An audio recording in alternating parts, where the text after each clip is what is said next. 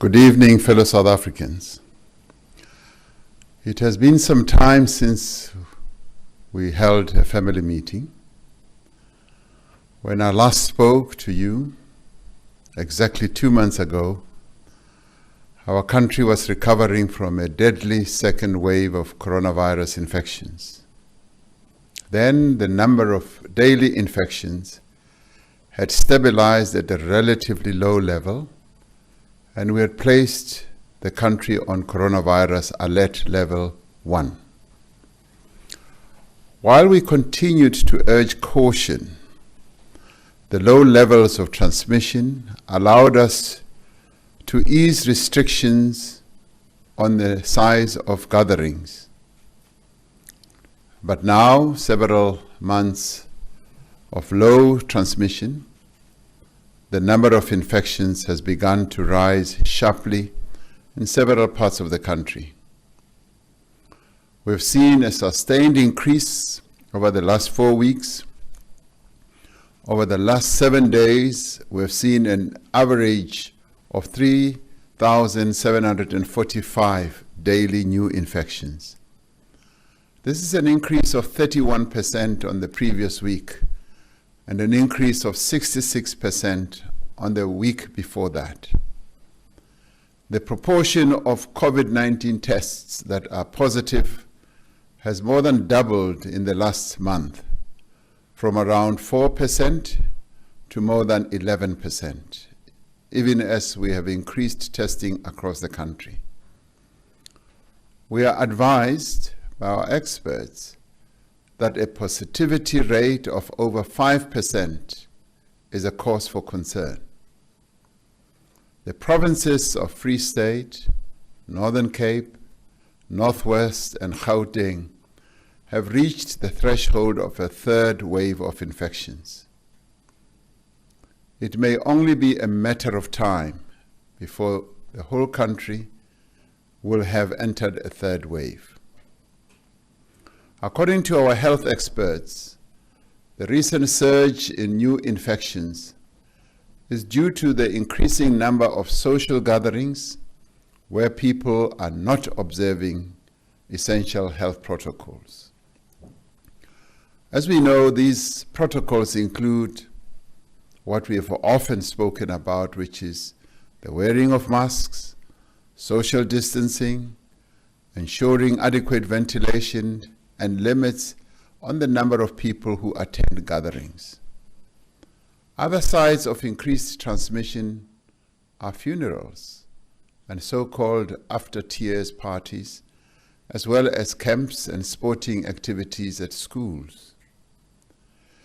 Because rates of infections have been low for some time, and because we are all suffering from pandemic fatigue, we have tended to become complacent. We have not been as vigilant about wearing our masks all the time.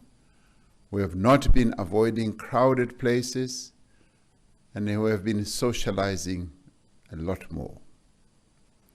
As a result, infections are surging again.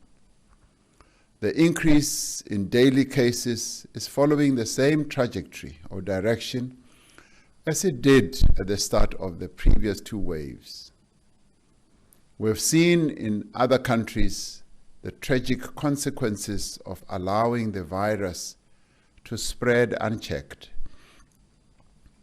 The Ministerial Advisory Committee on COVID-19 has therefore recommended that the country urgently implement further restrictions to limit the increase in infections. It bases this recommendation on the sustained increase in new cases in the last 14 days, increased hospital admissions in almost all provinces, and an increase in the proportion of COVID tests that are positive. Further restrictions are necessary to ensure that health facilities are not overwhelmed and that lives that could be saved are not lost. Delaying the spread of the virus is especially important now to allow as many people as possible to be vaccinated before the third wave reaches its peak.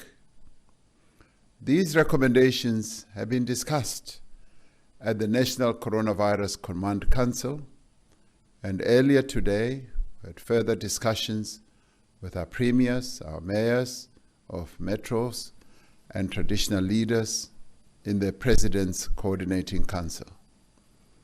Based on these discussions, Cabinet has therefore decided that the country should be placed on adjusted alert level 2 with effect from tomorrow.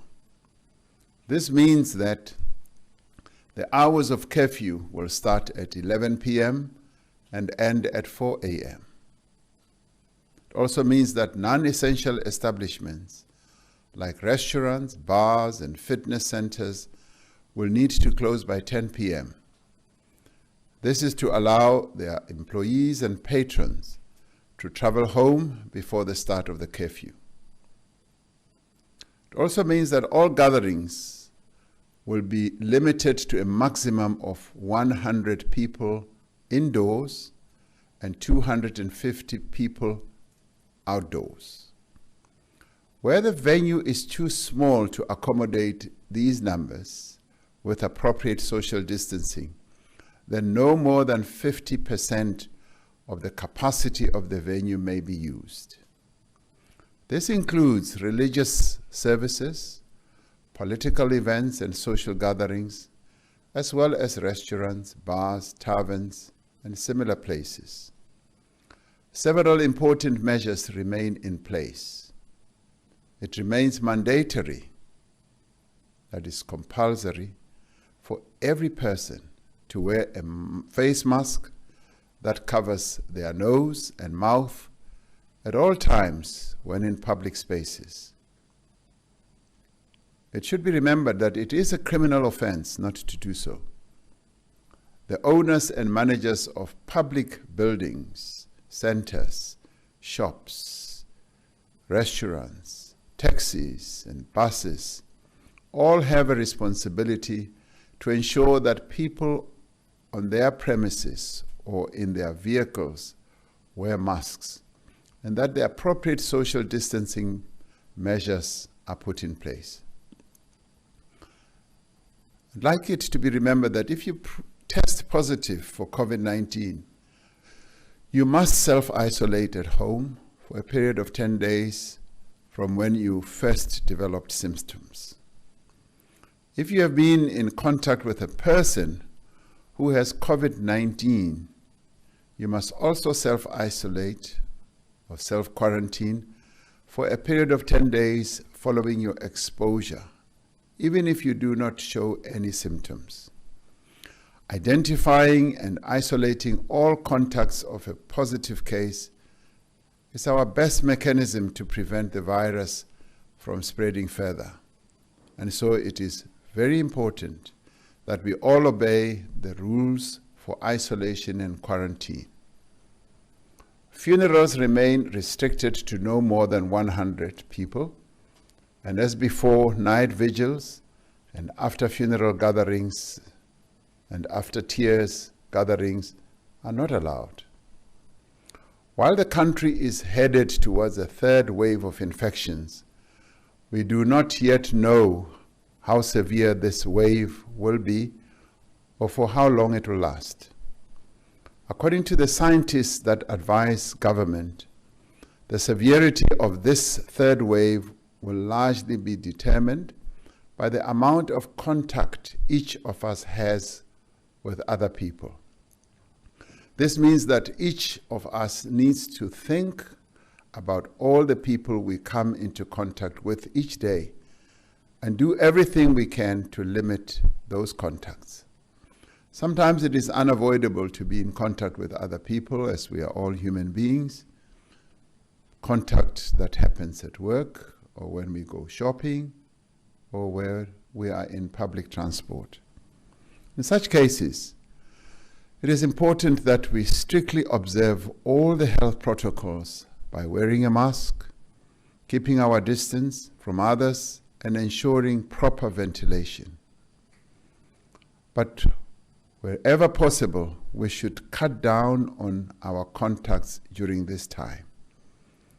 This may mean postponing social engagements, avoiding public spaces, and not traveling unless absolutely necessary. Gatherings are the greatest sources of transmission, whether it is weddings, funerals, social parties, religious services, political meetings, or simply gatherings of family and friends. We must remember that the virus does not move from place to place by itself. It relies on the movement of people. The less we travel and move around, the less the virus is spread. It is especially important to avoid indoor spaces, as the coronavirus is spread through the air when a person speaks, coughs, or sneezes. If you need to meet someone, including a member of your family, it is safer to do so outside in a well-ventilated space. Those who are at particular risk, including the elderly and those with comorbidities, should exercise caution and should limit their contacts as much as possible. If each of us makes the effort now, we will help to flatten the curve of infections. We will reduce the pressure on our hospitals, and in doing so, we will save many lives. As we continue to focus on reducing transmission of the virus through our behavior, we have embarked on the biggest mass vaccination program in our country's history. 2 weeks ago, we started the second phase of the vaccination program, targeting the balance of our health workers who had not yet been vaccinated during the first phase, and all of those in the country who are over 60 years of age. This follows the first phase of the program, in which nearly 480,000 health workers were vaccinated. More than 67% of public health workers have been vaccinated. These health workers received the Johnson & Johnson vaccine, which only requires a single dose, just one jab. Since the evidence shows that older people are at a far greater risk of severe COVID-19 illness and death, we have prioritized the elderly for this second phase. Over the last 2 weeks, over 480,000 people have received the first dose of the Pfizer vaccine as part of the public vaccination campaign. Because the Pfizer vaccine requires 2 doses to provide maximum immunity, these people will need to have second dose 42 days after their first dose. In total, over 960,000 people in South Africa have received one vaccine dose.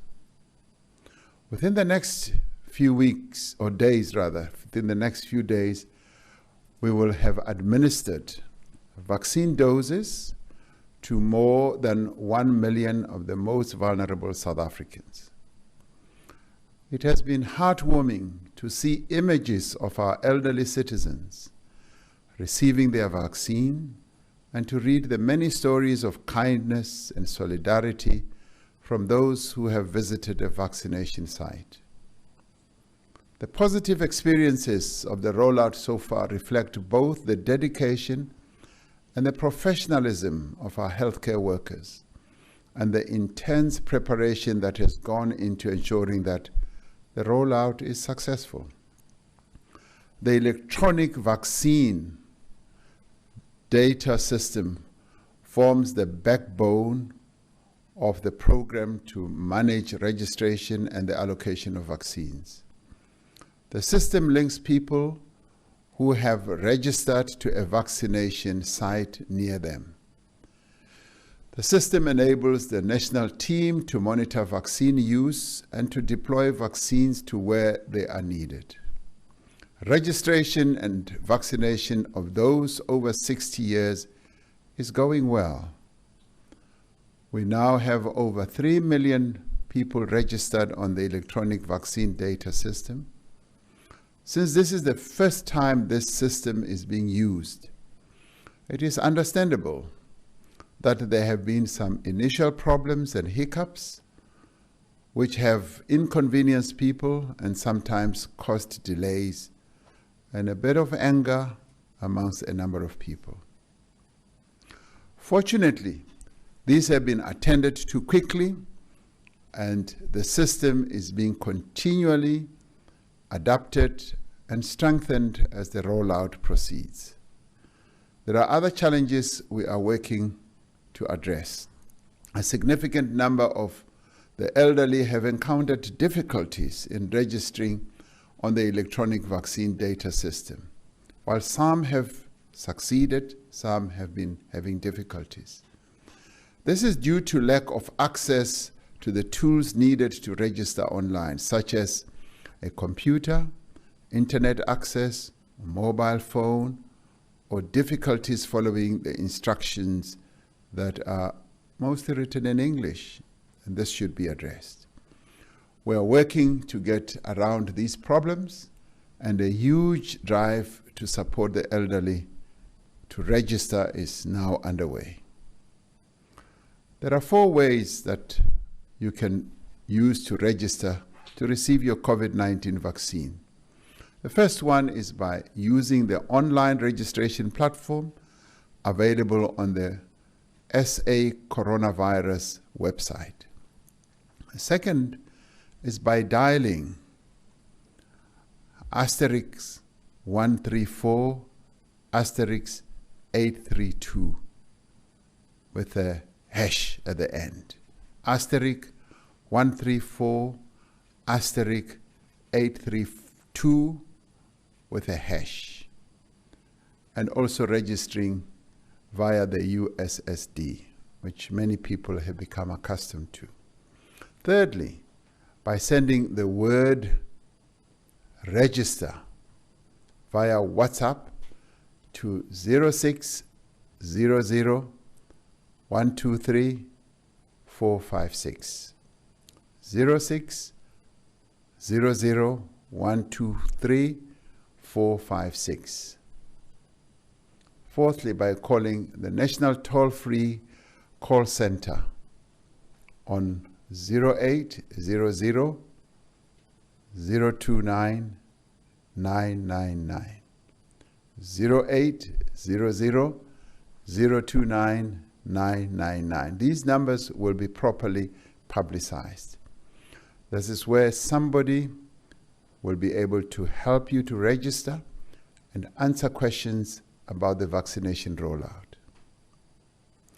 Each and every one of us can help our parents, our grandparents, our great-grandparents, or the elderly people in our community to register on the system and get protected.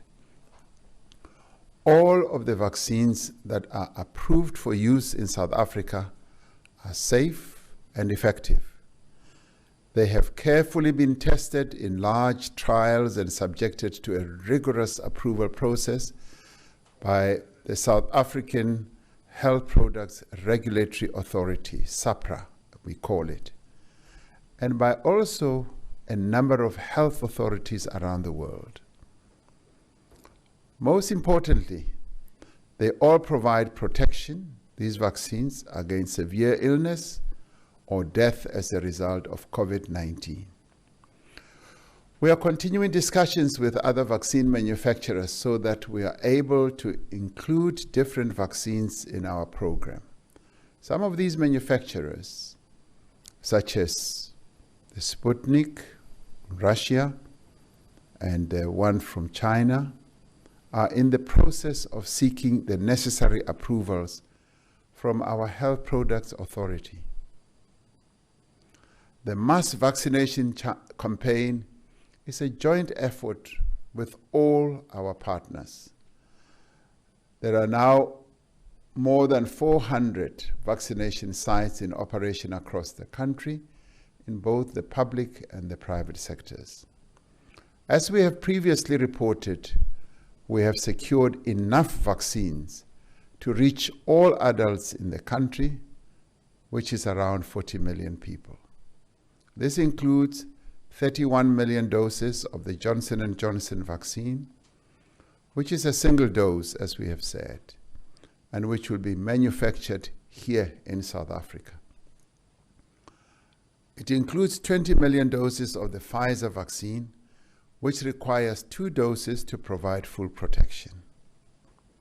The scheduled delivery of the Johnson & Johnson vaccines has, however, been delayed due to regulatory issues related to a lack of adherence to proper standards at a manufacturing plant in the United States of America.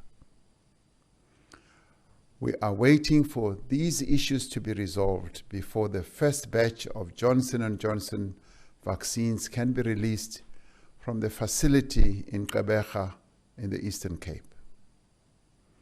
While this is a challenge that has affected the supply of vaccines for many countries and not just in our own country, we are in constant contact with the relevant authorities to ensure that our doses can be released as soon as possible.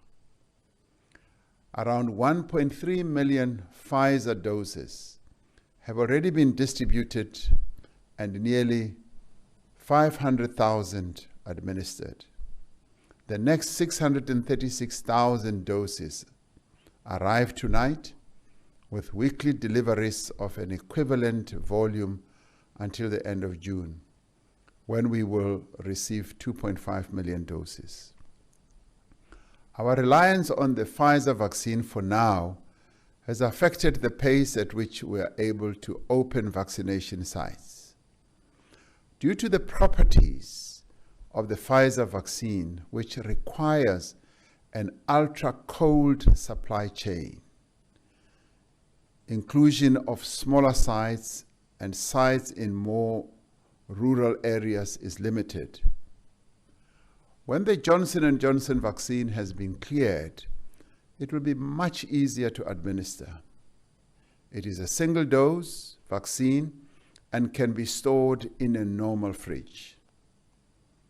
While our vaccine rollout ramps up over the coming weeks, I urge everyone to be patient and to await their turn. It is important that we allow healthcare workers and those above the age of 60 to be vaccinated first, as they are most at risk of severe illness or hospitalization. For the time being, only those 2 groups are eligible to receive a vaccine until the next priority groups are announced. I'd like to thank all our social partners, including the private sector, labor, community-based organizations, religious groups, and traditional leaders for coming up with innovative ways to support this drive. The cooperation amongst all these stakeholders has been absolutely wonderful. As the African continent, we are pushing ahead with the efforts to expand our vaccine manufacturing capacity with a view to be self-sufficient in vaccine production.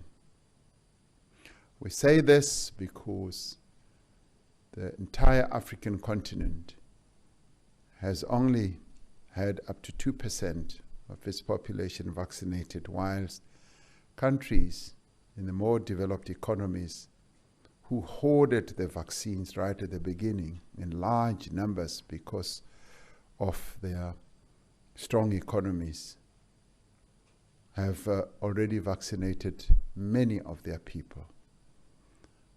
We've therefore come to the conclusion that the only answer to this and even future pandemics is that Africa must boost its own vaccine manufacturing processes. We are part also of the global effort to ensure that all countries have access right now to sufficient vaccines as a matter of urgency. We are continuing to urge all countries to support a waiver of the TRIPS agreement at the World Trade Organization so that COVID-19 vaccines and treatments can be produced on a greater scale, at lower cost, and at a faster pace. Just as our response to the pandemic has depended on all of us acting together, the vaccine rollout requires a whole of society effort to succeed. Right now, our foremost priority is to scale up our vaccination campaign to reach as many people as possible, and to do so as quickly as possible in every part of our country. However, we need to delay the increase in infections for as long as we can to allow more of our most vulnerable citizens to be protected. Every week that we delay the peak of the third wave allows us to vaccinate hundreds of thousands more people and may well save their lives. This is why it is crucial for us to act now and act together to limit the spread of the virus by wearing our masks, avoiding gatherings and indoor spaces, keeping a distance from others, and washing or sanitizing our hands regularly. With the acceleration of the vaccine program, we are getting ever closer to overcoming the pandemic. We cannot give up now. We cannot let our guard down. It is up to each and every one of us to protect ourselves, our families, and our communities until we are all vaccinated. I ask you to summon your strength, your courage, and your tenacity as South Africans to stand together and to hold back this third wave. We can and we will succeed as we have succeeded before. May God continue to bless our beautiful country and protect all her people. I thank you.